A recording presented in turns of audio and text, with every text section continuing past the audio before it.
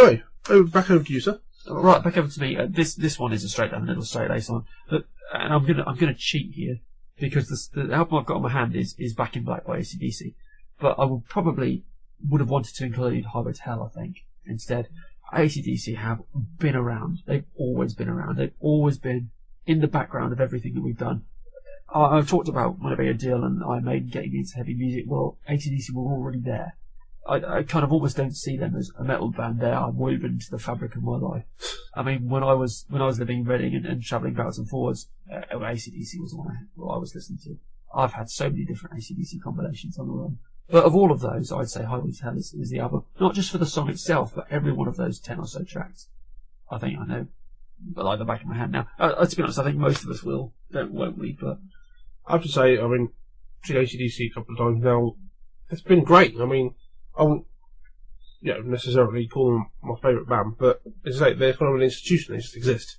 Yeah, I mean, it's in a good way. I mean, it's always tricky when you do like who's your favourite band and things like that. But I mean, if I did do such a list, then with Maiden, Metallica, and all that crowd, AC/DC would be vying for top spot, I think.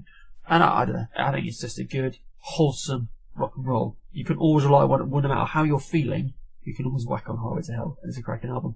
And for me, it was part of that progression. It was like, I like this a lot better than what I hear on the radio. And again, it was a shove in the direction of heavy metal. Awesome. Right, I'm going to take you back in time at this point for my next album, because this next album isn't from a particular band, but this is quite important for me. Imagine that this is like 2007. You're me. You just kind of... Sorry. I'm not sure about you that. Discovered... You listened to bands, you got back from university, and you go into a shop and you see Metal Hammer, and it's got Blind Guardian on the front. So I go, right, that looks pretty awesome. That was probably the last time Blind Guardian were on the front of Hammer, wasn't it? Probably, yeah. Anyway, sorry. So I bought that album. That's the first Metal Hammer I ever bought. Blind Guardian feature. I think there was like some stuff on like Moon Sorrow. I think on the back it was like when Moon Sorrow's Ravaged album was on advertised. Their disc was one of the Battle Metal ones. So put this in my stereo. Bear in mind, at the time, before Bloodstock, didn't know bands like Firewind, whatever. Just have a look at the list on the back of that. Okay, so some of the bands we've got in here, we've got Trivium, we've got Blind Guardian, 3 Inches of Blood, Hammerfall, Venom, Firewind, Conquest of Steel, obviously where that came from, Battleheart, which is... Hailstorm, isn't it? Communic, Therion on here, I've got to borrow this. Solifed, Fairyland, Tariot, and Tyr. So there's like 8 of your favourite bands of all time. Exactly. This album was my introduction to folk metal. So previous to this, I never heard any folk metal, pretty much. I don't think I heard it at all. And I was just blown away by Wings of Time by Tyr, which got me in the whole kind of... I didn't realise at the time that's what it was, but the whole kind of... that chorus and how different it sounded. It's like, this is a bit different, this. Can I at this stage, can I just drop a shout out to Hold the Heat and Hammer High? Just for no reason other than it's just such a good song. Yeah, I mean, it's different from the rest of that particular album. The rest of the albums, you could say, essentially cheer. Yeah. You like it or you don't like melodic, it. But that's got a real belt of a run on it. Anyway, sorry, I didn't mean to interrupt, I just had to say. But, yeah, I mean, just going through it from... Crusade's probably the odd one out on this, because it's not atypically a battle metal / epic thing, but it still I works. think content is, maybe musically it isn't. But... Blind Guardian, it's Turn the Page, which isn't... It's an okay song, but it's not the best Blind Guardian song. Not the better ones, but yeah. But 3 Inches of Blood, I think at the time I didn't know anything about them. It was quite, that worked. Hammerfall, heard that one at that time. Firewind, great spot. Legends. Battleheart, as I say, this is a very early version of Set Sail and Conquer before they became Hailstorm, and we all know how good that is. Yes. But probably the two that really stood out for me were Fairyland and Tyr. Tyr I mentioned. Fairyland we've actually now seen. Yes, we finally got to see. The whole epic power metal thing kind of worked for me. Oh yeah, and Conquest of Steel. That was an awesome spot as well. But the fact that this is linked in with the first Metal Hammer, which I'm now a subscriber to, and so it was for discs like this. Yeah, no. There have been more battle metal compilations since, and they've all been good in one way or another. Yes, they've pretty much all got the same people, but yeah. But not particularly.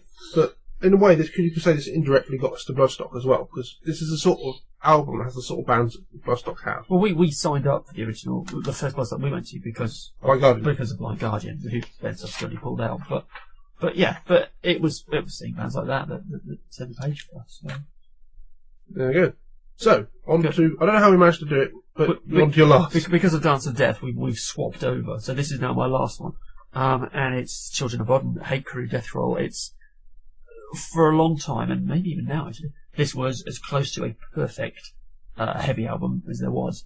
I mean, try and classify what Bodom are. It's just, are they death metal? Are they hardcore? Are they power metal? They're just a bit of everything, really, I suppose. I mean, Death and power metal. There we are. Better people than me have tried and failed to classify Bodom, but they're a cracking live band. And they've got a good back catalogue as well. But for me, this was the first Bodom I heard, and it was just pretty much perfect. And as you alluded to earlier, this is my second copy of this album, because the first one I wore out. I wore it out and broke it. So for many years I didn't. Well, for about a year I didn't have a copy, and then eventually went out and bought another one. So this is my second version of this, and I'm very excited about hearing the songs off of this, as many as possible when we see them next year. What's your favourite track on that album? Oh, well, Angels Don't Kill, although that's the one that really got me into this album, but I don't know, the others have really pulled up. I like the first one, I like Nearly 24/7, I think it's a cracking.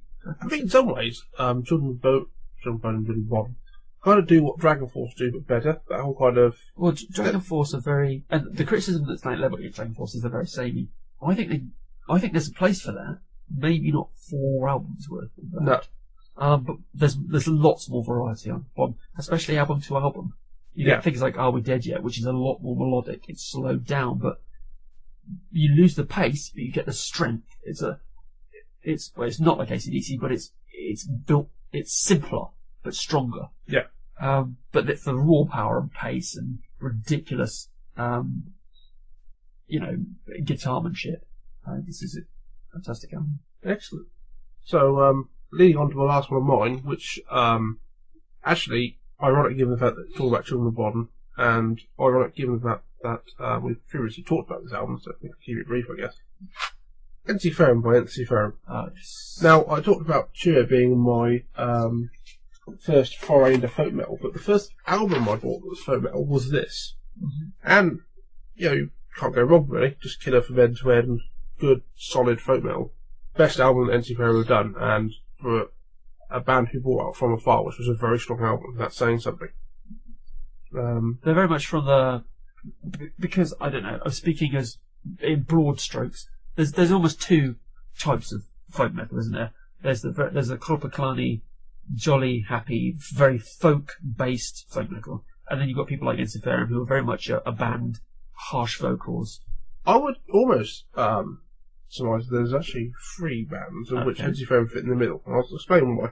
You've got, as you say, the kind of folk, sort of folky ones like Korpiklani, Eviolite. Yes. And you've got the very blackened end, which is kind of like, you could say, people like Kidamasi, Druidi, Moon Sorrow are very kind of like that. Ensiferum kind of fit in the middle, which is, it's still got the folk element. It's almost like power metal, but they have the harsh rhythms. They're probably more to the right of that centre group. Yeah. And they're not experimenting with playing folky instruments, but they're not doing the whole slow song, fintroll, thing like that. So they kind of fit in the middle. It's just banging heroic tunes. Yeah, I mean, they're a good live. We've seen Ensiferum a fair few times, as we alluded to on a previous podcast. But yeah, but a couple of interesting facts just to kind of close on this one, really. Album came out 2001. I forgot to mention the Battle Metal one was 2007. But it has Trollhorn, who is the keyboardist for Fintroll and the guitarist for Moon Sorrow, does session keyboards on this particular album. So, nice little link there for at least 3 of the big 4 finished vote. There's any link between those 3 and Churasas, but that's kind of the other one. Yes. The other one is that I discovered in doing research for this, there was a digipack version of this with a cover of, well, guess what? Go on. Breaking the Law. Breaking the Law by Ensiferum. Yeah. Cracking. It sounds, well, I've heard better covers by there, but it was not bad. I can imagine it sounds dreadful. I'm sorry, I really can imagine it I'll have sounds. to play it you after we've done this. Okay, I'm going to listen to this, and I'll try and remember to report back next time. Yeah, right. So yes, that's my final selection. Is NC Friend by NC Friend. So recap your 5 most influential albums of all time. Okay.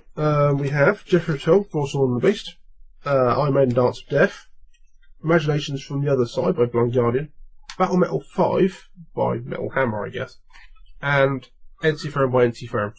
Very good. And I'll just go through mine, and this was really hard to keep it down to 5. Yeah. But it was Plaster Apply by Winnebago Deal, Dance of Death by Iron Maiden, The Hybrid Theory by Linkin Park, Highway to Hell by AC/DC, and Hate Crew Death Roll by Children of Bodom.